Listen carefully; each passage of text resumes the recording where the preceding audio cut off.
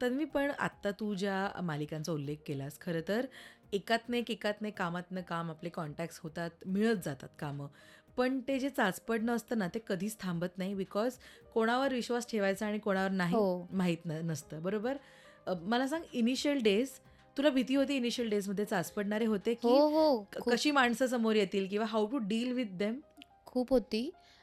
काय व्हायचं, एकतर कॉन्टॅक्ट्सच नव्हते माझ्याकडे. मग ते ब्युटी पेजंट्समधून एखादी मूव्ही केली म्हणून हं, मग मला ॲक्टर्सचे मिळाले हं, कॉन्टॅक्ट्स हं. लकीली. मग त्या ॲक्टर्सकडून जे चांगले कॉन्टॅक्ट्स आहेत कास्टिंगचे ते मिळाले. मग काही वेळेस असं असायचं, की कुठेतरी असं फिशी वाटायचं, की नाही बहुतेक हे चुकतंय, समोरून असं का बोललं जातंय. मग हे मी नाही करायला पाहिजे ही सीरियल किंवा जे काही असेल व्हॉटएव्हर ऑडिशन वगैरे. हं, मी तिथूनच नकार द्यायला सुरुवात करायची आणि हं, मी ना पहिली गावी राहायचे.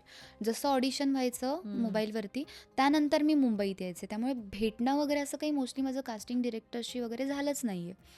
आणि गावीच ऑडिशन द्यायचे आणि मग जेव्हा फायनल व्हायचे, तेव्हा मी सीरियलसाठी तिकडून निघून इकडे यायचे. त्यामुळे असं मुंबईत नसल्यामुळे ना, फार टचमध्येच नव्हते मी अशा लोकांच्या, की मी भेटायला येऊ शकते किंवा त्यांनी सांगितलं, की "भेटायला येऊ शकतेस का संध्याकाळी आज?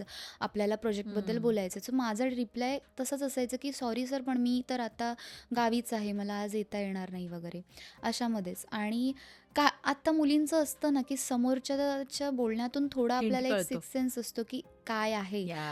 अ, तर मग थोडं बहुत असं मला समजून जायचं, की कुछ तो हं, गडबड आहे. नाही, हं, ते हं, काहीतरी चुकीचं होऊ शकतं. हं, सो माझं असं कधीच नव्हतं, की मला रेंट पे करायचं आहे, हं, माझं काही होत नाही आहे, तर आता मी काय करू? तर मला केलंच पाहिजे ही सीरियल किंवा हे ऑडिशन दिलंच पाहिजे. हं, एवढी डेस्परेट मी नव्हती. मी माझं घरामध्येच सगळं व्यवस्थित चालू होतं. खाणं, पिणं, राहणं, हं, गावीच सगळं व्यवस्थित चालू होतं. त्यामुळे अशी धडपड फार नव्हती.